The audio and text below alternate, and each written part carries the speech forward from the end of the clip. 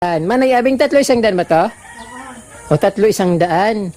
Binibinta niya 75 pesos bawat isa. Manay Abing, 75 pesos kasama yung ano? Manay Abing, anong pangalan ng kaladyum na ito? Sutig bakal ko. Unduhan mo na ang mga hiling kaya ako pag dahil mo pa ang tulunda. Hindi ko na. Prepare mo na. Kasi kukunan ko ng video. Ganun mo na. Dahil taka kukuhan. Sige na. Unduhan mo na.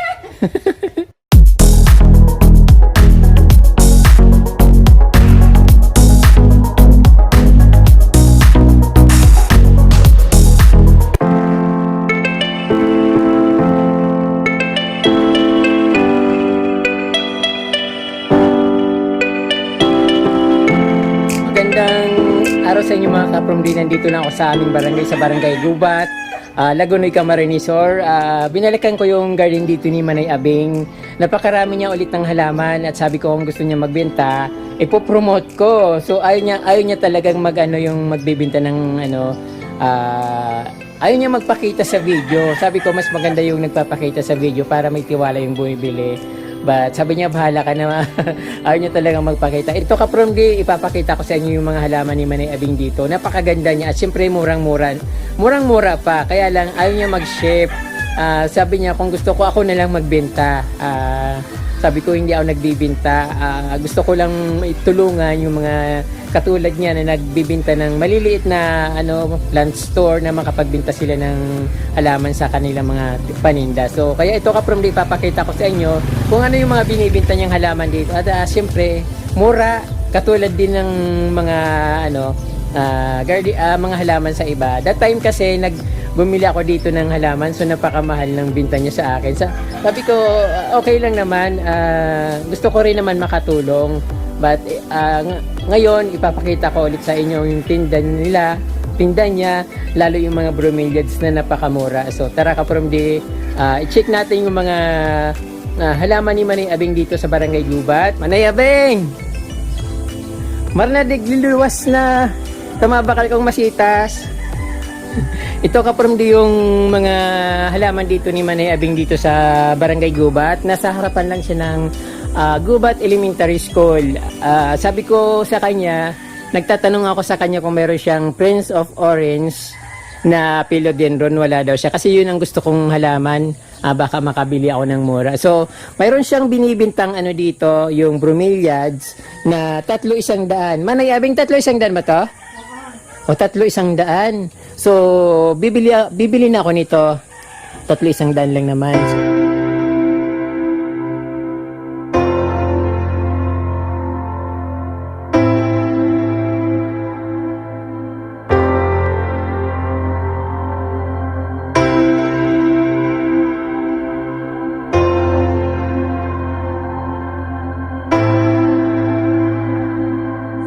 So, ayun mga paninda dito ni Manay Abing, mga bromeliads. Then, iba't ibang klaseng bromeliads naman. Ang sabi niya lahat 300. Hindi ko lang alam yung iba. So, dito muna ako magdadaan sa kanyang napaka-cozy na garden. That time kasi kaprom di napakalawak ng garden niya. Kaya lang, parang pinaliit niya. Then syempre meron siyang napakagandang yung gumamela. Ayun, ang ganda-ganda ng bulaklak niya. Ibang klase rin itong gumamela na ito, but the same name. Pareho silang gumamela. At mga bulaklaki na halaman, ayun nandito rin. Pasok ko sa kanyang garden. Dito ulit sa kanyang bungad, croutons. Yung parang double yung dahon, pasensya na kaprom di. Makalimutin ako masyado sa mga nim ng halaman.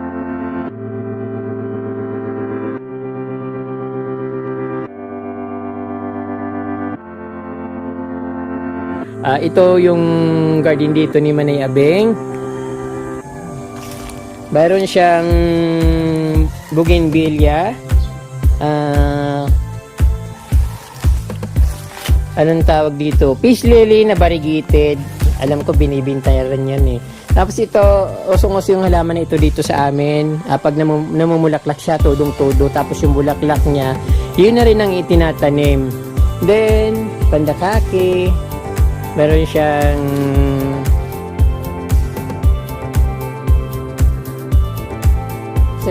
santans na kulay orange. So actually edible ito from the mayroon akong napanood na isang restaurant, yung mga food nila, yung mga dessert nila hinahaluan nila ng bulaklak ng santans kasi matamis siya.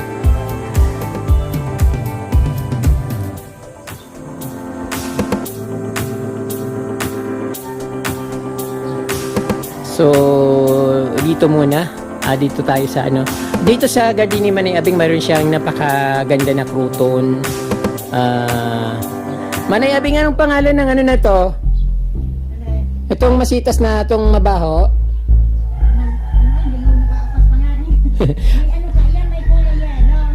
Oo. Ang tawag nito sa amin kapromde, maganda siya pero ang tawag dito sa amin mabaho. Oo, maganda siya. Pag namulaklak talagang punong-puno. Ayun, punong-puno rin ng halaman dito. Mayroon siyang cactus na napakalaki. Ayun, pinagpuputol-putol niya. Siguro, namimigay din siya ng plant. Minsan may mga pumupunta raw dito. Nahiya siyang dahil hindi naman siya ganong nagbibinta, binibigyan niya na lang. Umalis na yan dito si Manay Abing. Pinabayaan niya na tong, yung halaman niya dito. Pero ito, bumalik ulit siya. Mayroon ditong napakalaking peace lily. Ito yung bulaklak niya. Ang kaibahan ng peace lily na ito kapromdi, napakasipag niyang magbulaklak. Tapos yung dahon niya malaki. I think parang ibang klaseng peace lily ito. But mas maganda siya kaysa sa yung very familiar sa atin na peace lily na maliliit ang dahon. Ito kasi palaging namumulaklak. Then yung croutons, ayun, favorite croutons. Then ito pandakake rin yata ito na pandakake na variegated. Meron siyang napakalash na caladium. Ayun. Manay Abing, anong pangalan ng caladium na ito? Heart of Jesus. Tapos napaka-lush na alocasia. Yung kinakain ito sa ibang bansa, katulad sa Pakistan, India, kinakain nila yan.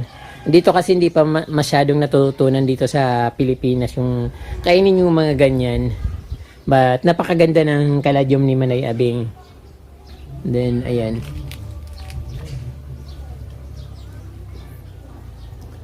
Manay Abing, nasaan ka ba?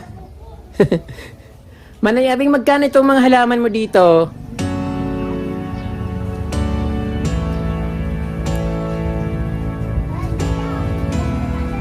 Nasaan na si Manay Abing? Hindi ko alam yung mga pangalan nito, mga na to. Itong mga kalatiya, magkano to? Oo. Ay, to? Hindi kalatiya, to? Aglonema. Magkano to? Benta ka ni Kuya, 150 magalang. Yan, 150. Para masitas ka ni Gawa. Ano to? Peace lily? Pero magkano pa? Alam, mahal to. Kaya ka Si Kalala, bininta niya 800 pesos. Pero siya, marami na, 3 piraso na mata malaki na. Oo. Ito yung bang tawag nito? Angel, ano ba to? Aglonema na angel? Angel na At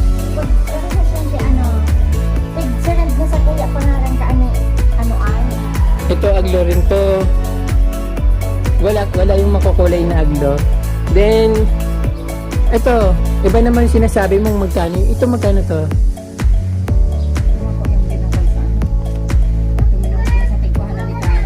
Oh, magkano? Len 175 sa bakal pa ka na eh.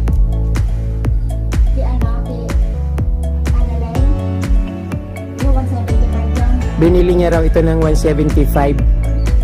Tapos hindi na mga pa yan. O yung mga Mga nalilas na Ito, ano to, no? Kalatia. Yung parang pinya-pinyahan. Oo. Then, mayroon kang huya. Anong color ang bulaklak nito? Puti siya tapos nagpapin. Puti na nagpiping. Ito lang manay abing, mabakal ako nito o sanggatos. Bibili ako nito. Ito na yun mismo, di ba? Wala naman supang eh. Ayan, bibili ako nito 100 pesos, 3 piraso, 100 pesos daw yung 3 piraso para mayroon naman akong mabili dito kay Manay Abing. Napakarami niyang mga halaman dito kaso sabi niya gusto niya lang alagaan pero gusto niya rin ibenta. Pag may bibili ay niya naman ibenta. Ayun, so kaya nangyayari dito, andyan lang siya. Tapos inaabangan niya yung bagyo. Excited nga siya kasi gusto niya ipasok yung mga halaman niya sa loob. Ayun. Nagbabantay siya dun sa yung sa weather. Tinitingnan niya kung lalakas. Manay Abing, magkano tong kaladyum din ito, di ba? Gano'n. Ay, hindi. Oh, bromeliads na lang binibintan niya. Ayoko niya, parang di mabuhay.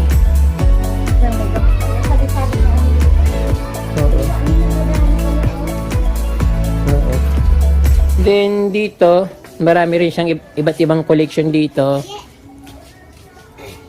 Marami siyang iba't ibang collection dito. Meron siyang, anong pangalan nito, Manay Abing? Dahil mo aram? Ayun, iba't ibang halaman. Ito yung tuyo na yung mga lupa niya, oh. At yan po yung bubuhon hapon.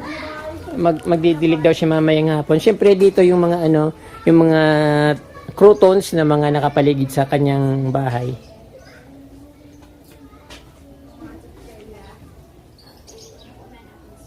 So ito crouton din, dilaw na crouton.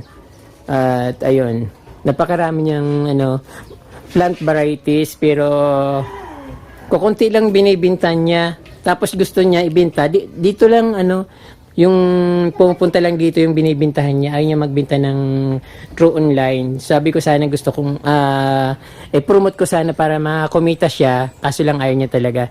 Tapos itong bromeliad na ito, binibinta niya 75 pesos bawat isa. Manay Abing, 75 pesos kasama yung paso, yung nasapat. Tanim lang ang pasogaan. Yung lang, hindi kasama yung pot. Yung lang, yung pinakatanim lang. 75 pesos each. Ayan.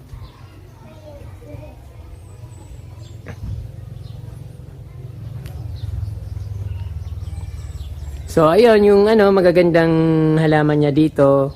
Napakagaling niyang mag-design ng plant, mag-landscape. Kaya lang, parang busy rin siya. Ayan, yung landscape niya dito. Meron siyang kubo dati. Kaya lang nung namatay yung asawa niya, iniwanan niya yung kubo niya. At yung lumipat sila dito sa parang ancestral house nila dito sa harapan ng Gubat Elementary School. Old house.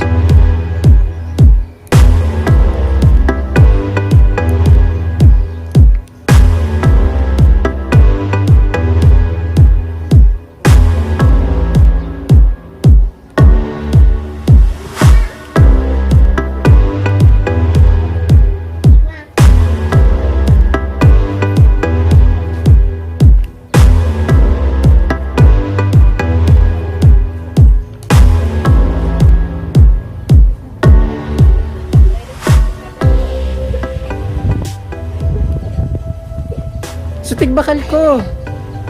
Unduhan mo na ang mahiling kaya ako pag dahil sa sunod niya. Hindi ko na. I-prepare mo na. Kasi kukunan ko ng video. Dahil ka kukuhan. Sige na.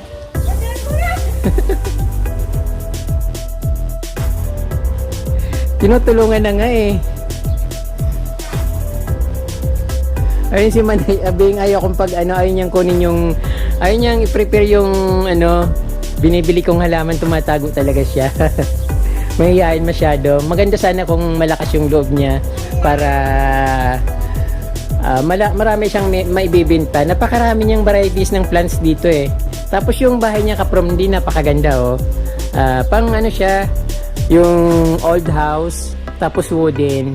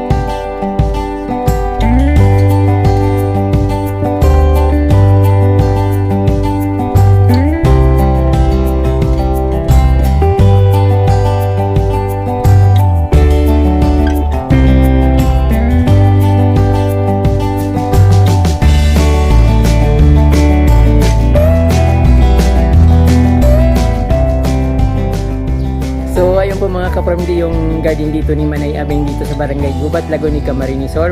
At huwag niyo pong kalimutan mag-subscribe at pindutin po yung notification bell para updated po kayo sa aking mga bagong videos na i-upload. So ayun po, maraming pong salamat ulit at Diyos mabalos.